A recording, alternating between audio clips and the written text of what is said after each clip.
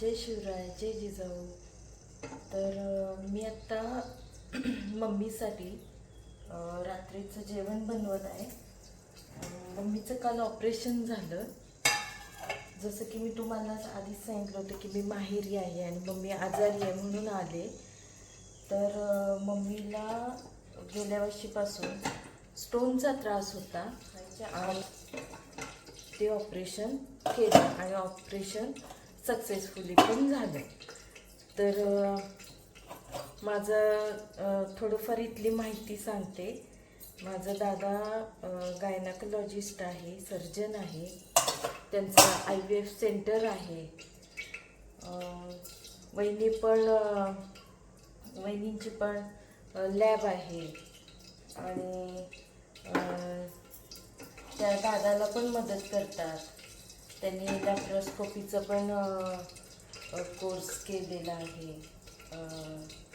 तर लॅप्रोस्कोपीमधलं पण जे दुर्बिणीतून ऑपरेशन करतात ते पण तो व्यवस्थित छान पद्धतीनं करतो. एकदम ऑपरेशन त्याचे चांगले असतात आणि जास्ती करून त्याला IVFचे पेशंट त्याच्याकडे जास्त आहेत. तर हे सेकंड फ्लोअरला आहे घर. फर्स्ट फ्लोअर आणि ग्राउंड फ्लोअरला राहतात. फर्स्ट फ्लोअर आणि ग्राउंड फ्लोअरला हॉस्पिटल आहे आणि हे सेकंड फ्लोअरला राहतोय सगळेजण. तर आता मी जेवण करून नेते तिच्यासाठी.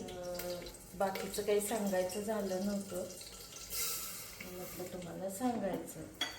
तर मी आता दाल खिचडी बनवते, मुगाची डाळ आणि तांदूळ. आणि त्यामध्ये मी आता कढीपत्ता पावडर टाकली, जे की मम्मीनं बनवले. ह्याच्यात गाजर, स्वीटकॉर्न, परत मटार आहेत, फरसबी आहे. पण ती घरी आल्यावर